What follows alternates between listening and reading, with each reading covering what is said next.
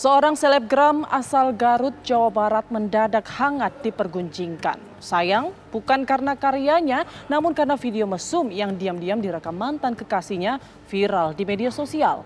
Lantas apa motif pelaku menyebarkan rekaman adegan syur itu ke khalayak ramai? Berikut ulasan khas ragam perkara dalam tajuk Cinta Kandas. Video mesum selebgram dibongkar mantan.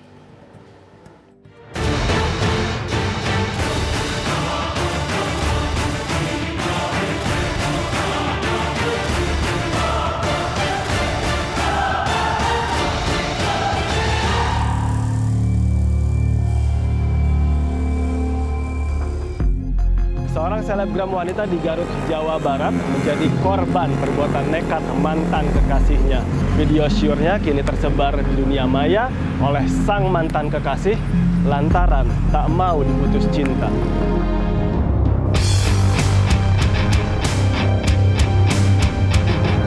Selebgram asal Garut berinisial RM mungkin tak pernah menyangka hubungan asmara dengan mantan kekasihnya bakal berakhir petaka. GAS, sang mantan tega merekam hubungan intim yang ia lakukan dengan RM secara diam-diam dan menyebarkannya ke media sosial.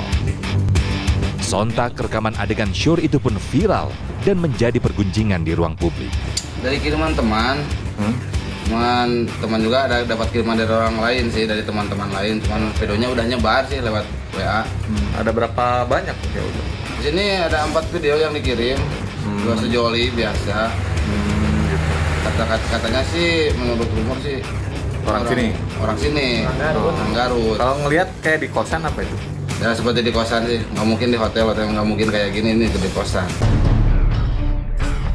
Viralnya 4 video mesum sejoli Garut ini awal mula tersebar dari Instagram pribadi RM. Rupanya akun RM itu dikelola oleh mantan pacarnya yang sekaligus berperan sebagai manajernya. RM sendiri adalah seorang selebgram yang disebut-sebut pernah mengikuti sejumlah ajang pencarian bakat menyanyi.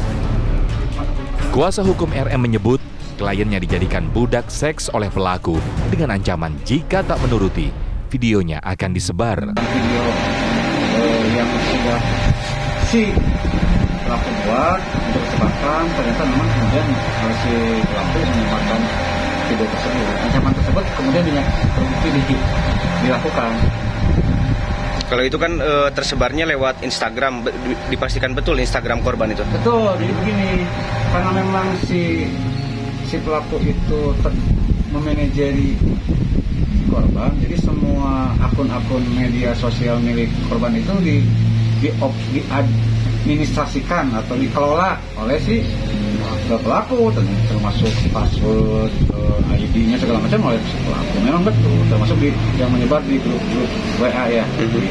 Kenapa ada penyebaran lewat media sosial? Karena memang dengan latar belakang mungkin salah satunya diantaranya klien kami memutuskan hubungan kasih dengan si jadi asmara ya.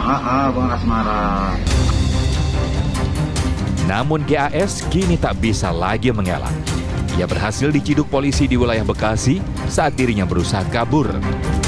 Usut punya usut, niat GAS mengunggah video mesum bersama RM lantaran sakit hati karena sang mantan kekasih akan menikah dengan pria pilihan orang tuanya. Kamu niatnya apa sih? Kenapa sampai mau membuat rekaman tanpa pengetahuan yang bersangkutan? Atas dasar dikhawatirkan kalau RM ke depannya hamil, jadi siapa yang mau bertanggung jawab gitu. Sedangkan di sisi lain orang tuanya nggak setuju gitu. Maksudnya kamu mau menekan orang tuanya gitu?